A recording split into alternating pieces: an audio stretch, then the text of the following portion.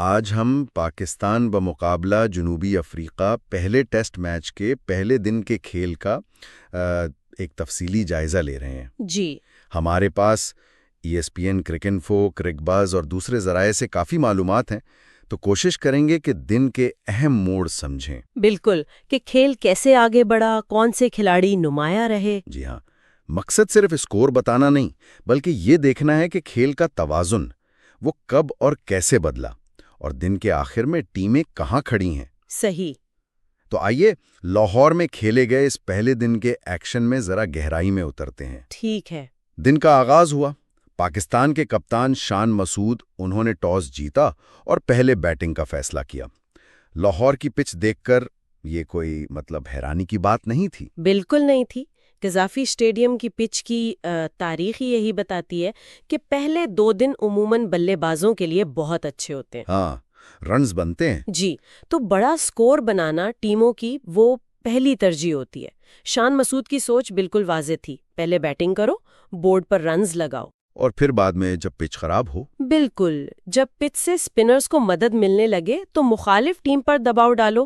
یہ ایک آپ کہہ لیں کلاسک ٹیسٹ میچ حکمت عملی ہے۔ خاص طور پہ بر صغیر میں تو یہی ہوتا ہے۔ جی ہاں، بالکل۔ حکمت عملی تو ٹھیک تھی، لیکن پاکستان کی شروعات تھوڑی سی وہ ڈاماڈول رہی۔ عبداللہ شفیق وہ زیادہ دیر نہیں ٹھہر سکے وکٹ پر۔ ہاں، وہ ربادہ کا شکار بنے۔ جی، کگیسو ربادہ نے آؤٹ کیا، اور اس کے لیے جنوبی افریقہ کو ویڈیو ریویو بھی لینا پڑا۔ جی ہاں، وہ ایک اہم لمحہ تھا۔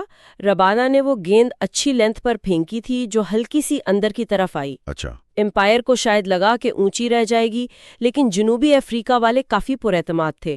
انہوں نے فوراً ریویو لے لیا، اور ریپلے میں صاف نظر آ گیا۔ جی بالکل صاف تھا کہ گیند وکٹوں سے ٹکرا رہی تھی۔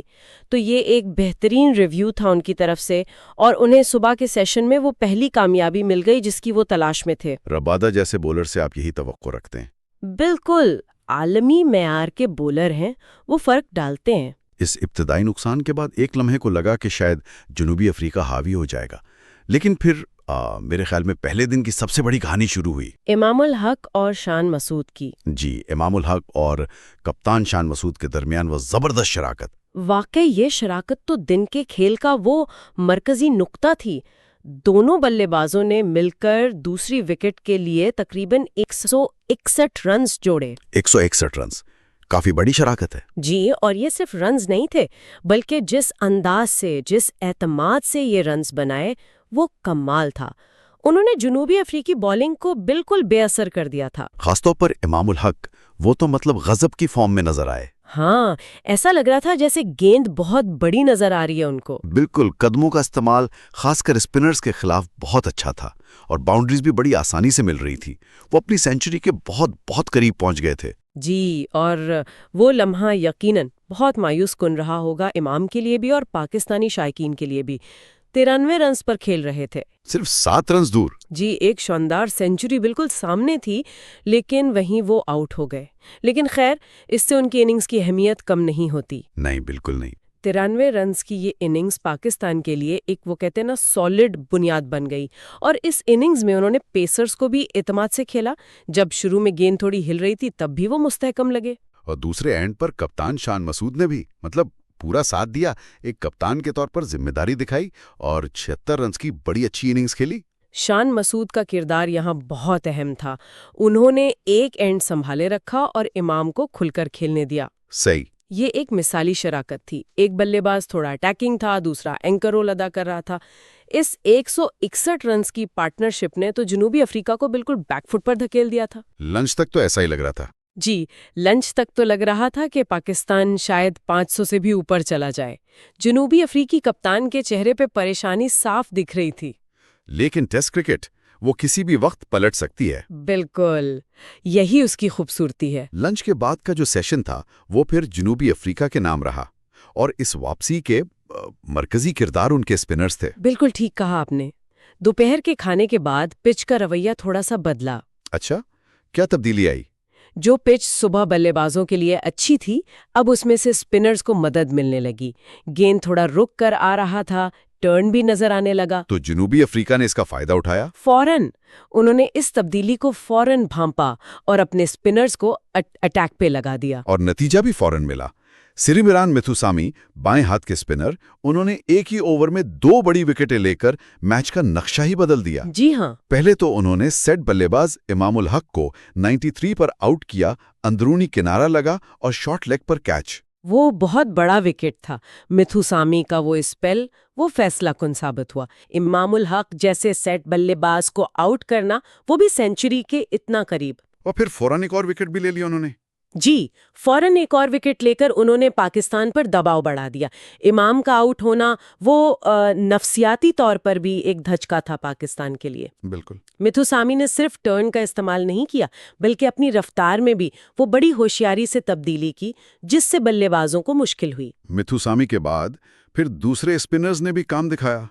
ब्रिलियंट सबरीन ने दूसरे सेट बल्लेबाज कप्तान शान मसूद को 76 पर एलबीडब्ल्यू किया। जी। और फिर शायद दिन की सबसे बड़ी विकेट साइमन हार्मर ने बाबर आजम को पवेलियन भेज दिया। हाँ, ये 3 विकेटें बहुत जल्दी गिरी। शान मसूद का एलबीडब्ल्यू होना और फिर बाबर आजम का जल्द आउट हो जाना, इसने जनूबी अफ्रीका को मैच में पूरी तरह वापस ला खड़ा किया। बाबर की विकेट तो हमेशा ही अहम होती है। बिल्कुल, किसी भी टीम के लिए बाबर आजम की विकेट बहुत कीमती होती है, और हार्मर ने उन्हें जल्दी आउट करके जनूबी अफ्रीका को बहुत बड़ी कामयाबी दिलाई। तो एक वक्त लग रहा था 450, 400 और अब 300 तक पहुंचना भी एक चैलेंज लग रहा था। इस सेशन में जनूबी अफ्रीकी स्पिनर्स ने न सिर्फ पिच से मदद ली, बल्कि उन्होंने बहुत नपी तुली बॉलिंग की, रन्स बनाने के मौके कम दिए और दबाव बनाए रखा। तो ऐसा लग रहा था कि दिन का इख्तिताम शायद जनूबी अफ्रीका के हक में जाएगा। लेकिन फिर विकेट पर आए मोहम्मद रिजवान और सलमान अली आगा। जी। और उन दोनों ने एक और बहुत अहम शराकत कायम की। पाकिस्तानी इनिंग्स को फिर से सहारा दिया। ये शराकत पाकिस्तान के लिए इंतहाई जरूरी थी। जिस वक्त ये दोनों इकट्ठे हुए, पाकिस्तान ने तेजी से 3 विकेटें गिनवाई थीं और जनूबी अफ्रीकी स्पिनर्स हावी नजर आ रहे थे। तो उन्होंने क्या हिकमत अमली अपनाई? रिजवान और आगा ने पहले तो विकेट पर ठहरने को तरजीह दी, स्पिनर्स को एहतियात से खेला और फिर आहिस्ता आहिस्ता रन्स बनाना शुरू किए। सिर्फ विकेटें ही नहीं बचाएं, बल्कि स्कोर बोर्ड को भी चलता रखा। बिल्कुल। दिन के इख्तिताम तक दोनों ने अपनी निस्फ सेंचुरियां भी मुकम्मल कर ली और पाकिस्तान का स्कोर 5 विकेटों के नुकसान पर 313 रन्स तक पहुंचा दिया। जी, मोहम्मद रिजवान 62 पर नॉट आउट और सलमान अली आगा 52 पर नॉट आउट। ये तो एक शानदार रिकवरी कहलाएगी। बहुत शानदार। ये 114 रन्स की नाकाबिले शिकस्त शराकत बहुत कीमती है। रिजवान अपने मखसूस अंदाज में वो विकेट के चारों तरफ रन्स बनाते रहे। जी, वो काफी मसरूफ रहते हैं क्रीज पर। हाँ, जबकि सलमान अली आगा ने बहुत पुरसुकून, बहुत कंपोज्ड बैटिंग की। उन्होंने खास तौर पर स्पिनर्स के खिलाफ बहुत अच्छा खेला, जो इस वक्त सबसे बड़ा खतरा थे। सही। इस शराकत ने न सिर्फ जनूबी अफ्रीका की पेशकदमी रोकी, बल्कि दिन के इख्तिताम पर मैच का तवाज़ुन एक बार फिर पाकिस्तान की तरफ थोड़ा झुका दिया। 313-5 पहले दिन के इख्तिताम पर एक बहुत मजबूत पोजीशन है, और दूसरे दिन के लिए एक अच्छा प्लेटफॉर्म भी बन गया। बिल्कुल। ये शराकत दूसरे दिन के खेल के लिए बहुत अहम साबित हो सकती है। तो अगर हम इस पहले दिन के खेल का खुलासा करें, निचोड़ निकालें, तो क्या कहेंगे? दिन का आगाज पाकिस्तान के नाम, फिर बीच के सेशन में जनूबी अफ्रीका की ज़बरदस्त वापसी, और फिर दिन का इख्तिताम होते होते पाकिस्तान ने दोबारा पोजीशन मुस्तहकम कर ली। आपने बिल्कुल ठीक खुलासा किया। ये दिन उतार चढ़ाव से भरपूर था। पाकिस्तानी बैटिंग नुमाया रही। इमाम के 93, शान के 76 और फिर रिजवान और आगा की नाकाबिले शिकस्त निस्फ सेंचुरियां। जी। ये जाहिर करता है कि बैटिंग के लिए मजमूई तौर पर हालात अच्छे थे। दूसरी तरफ जनूबी अफ्रीका के लिए सबक ये था कि अगर वो सब्र और नज़्म-ज़ब्त से बॉलिंग करें, खास तौर पर उनके स्पिनर्स, तो वो विकेटें ले सकते हैं। जैसा कि मिथुसामी, सबरीन और हार्मर ने करके दिखाया। जी, मिथुसामी ने 2, सबरीन ने 1 और हार्मर ने 1 विकेट ली। रबादा की सुबह की विकेट भी अहम थी। और पिच का रवैया वो भी दिलचस्प रहा। बहुत दिलचस्प। सुबह बैटिंग के लिए अच्छा, दोपहर में स्पिनर्स के लिए मददगार और शाम तक शायद थोड़ा सुस्त हो गया। ये तब्दीली आने वाले दिनों के खेल पर गहरा असर डालेगी। तो पहले दिन के बाद खेल काफी दिलचस्प मरहले में है। पाकिस्तान एक मजबूत स्कोर पर है, लेकिन अभी 5 विकेटें बाकी हैं।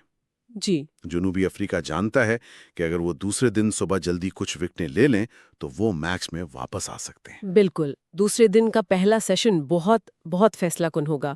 کیا رضوان اور آغا اپنی شراکت کو مزید آگے بڑھا پائیں گے؟ پاکستان تو چاہے گا کہ 400 سے اوپر جائیں۔ یقیناً کم از کم 400 کا ہدف تو ذہن میں ہوگا، کیونکہ انہیں اندازہ ہے کہ چوتھی اننگز میں اس پچ پر بیٹنگ مشکل ہو سکتی ہے۔ دوسری طرف جنوبی افریقہ خاص طور پر ان کے سپنرز پوری کوشش کریں گے کہ صبح کی تھوڑی نمی اور پچ کی مدد سے اس شراکت کو توڑا جائے اور پاکستان کی باقی وکٹیں جلدی حاصل کی جائیں۔ اگر وہ پاکستان کو مان لے 370 380 تک روک لیتے ہیں تو وہ محسوس کریں گے کہ وہ ابھی بھی میچ میں ہیں۔ بالکل۔ ٹھیک ہے، اور یہاں سوچنے کے لیے ایک نقطہ یہ بھی ہے، کیا محمد رضوان اور سلمان علی آغا کی یہ شراکت جو پہلے دن کے اتنے نازک موڑ پر بنی، جی کیا یہ اس پورے میچ کا تعین کرنے والی شراکت ثابت ہوگی، یا جنوبی افریقہ کے پاس وہ صلاحیت اور وہ حکمت عملی ہے کہ وہ دوسرے دن صبح شاید نئی گیند سے یا پرانی گیند کے ساتھ سپنرز کے ذریعے واپسی کر کے میچ کا پانسا پلٹ دے؟ یہ ایک بڑا سوال ہے۔ بالکل، کل کا کھیل اس سوال کا جواب دے گا۔